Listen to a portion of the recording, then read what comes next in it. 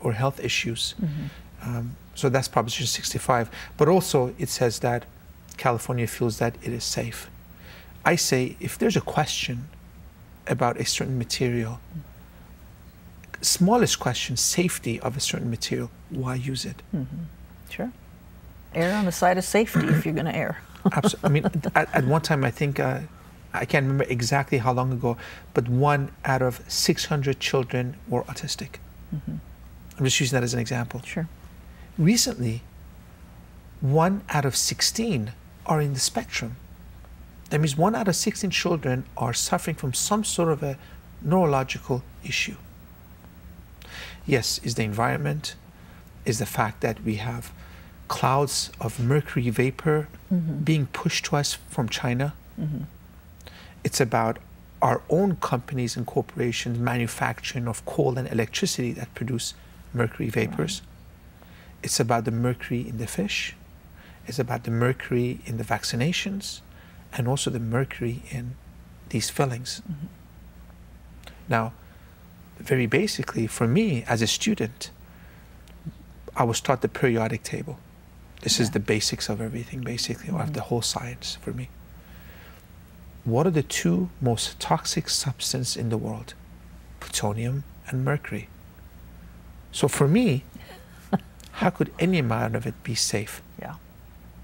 Just recently, the Federal Drug Administration, they are working on labeling mercury fillings as a Class 3 substance. Meaning? Meaning it is a dangerous device. And yet we're allowing them to be put in our children. Absolutely. Absolutely. Well, a lot of insurances don't pay for anything else. And if you do want it to upgrade, they'll charge you. The dentist usually has to charge you for that upgrade. The American Dental Association still says it is a safe material to be used. So there is that vicious cycle that's going on there as well. If, for instance, probably within the last 10 years or so, I had, not a lot, but what I did have of the silver fillings, I had them changed out just for that reason. Do you recommend that? And if you do have them, and is it ever just too late to do that, or do you recommend it anyway? Well, it's never too late. Okay. Thank God there's so many other materials that could be used.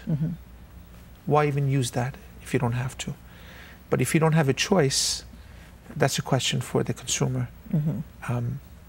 I will not place it in my mouth. I will not place it in anybody's mouth. So as a dentist, you mean you actually opt out of using it for fillings? Yes. In California, unfortunately, there's a law, it's called the gag law, that prevents dentists from telling their patients there's mercury in the silver fillings, and the silver fillings are bad for you.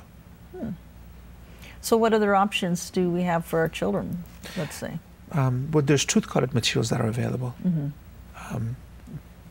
Those will work just nice. They will last just as long. And more of these materials are coming out. So it's better to stick to that end than to this silver filling, just because they're questionable.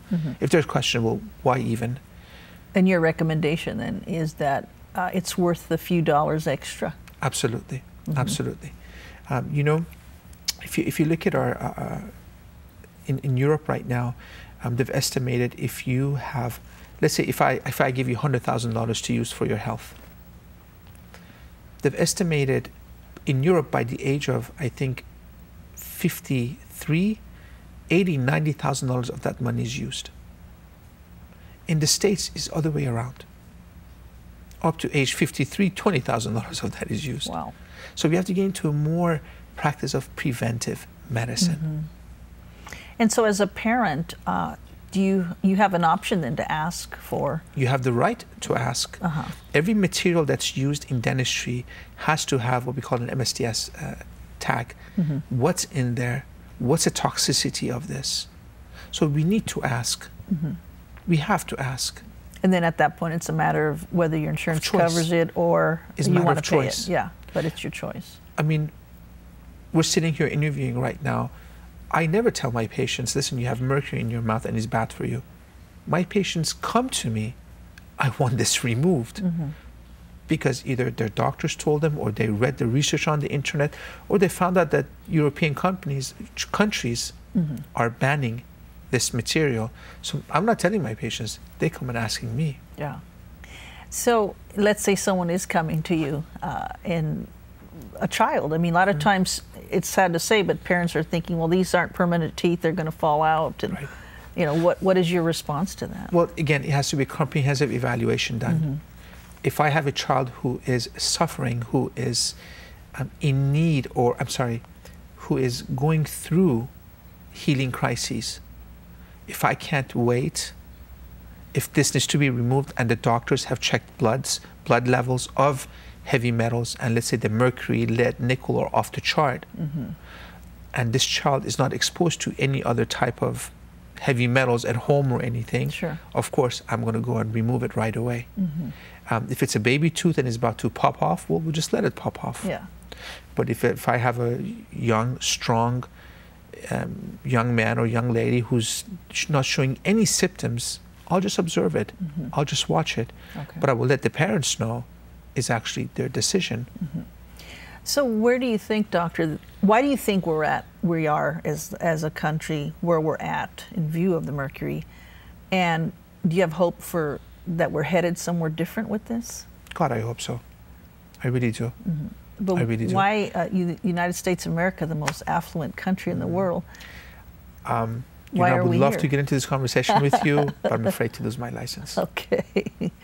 You hope for change, though? Absolutely. For me, I try to make that change one patient at a time. Because every time I've done this for a patient, the response, the feedback, it's been tremendous. In the scenario, some dentists, some doctors could say, no, it's a placebo effect. I say, even if it's a placebo effect, if my patient's happy, then I'm happy. Yeah, because then you got into the mind somehow. Thank you. That's what it takes sometimes. But let me ask you this: in the scenario that you laid out of a child coming in and he's got, you know, heavy metal is music, high metal that you can detect in the blood, or hair sample or urine. Okay. All right. So there's different ways. Now, let's say you think it's due to the mercury in the fillings. You remove it. How long of a time are we looking at before you can see the effect of the removal of the mercury? Well, I would never proceed without having proper medical intervention. Okay, so it'd be both working Absolutely. together. Or even speaking to the, or any specialist that I need to speak with. You know, when you have metals next to each other, and this is something they taught us in dental school, was metals, when you put two metals next to each other, they create a galvanic effect, a battery effect. And this battery effect is existing in this oral cavity, which in return, that battery effect keeps the brain in an inflammatory mode. As soon as you remove this, that inflammation starts subsiding. So that's the first quick observation we have. Thinking becomes more clear, memory gets better. That's the first thing we see. As far as getting the heavy metals out of the body, that's honestly, to begin with, is a lifelong process. For children, is a bit more difficult because the cells have not been fully developed yet. You know, every cell has a fat layer, a lipid layer that kind of protects the cell.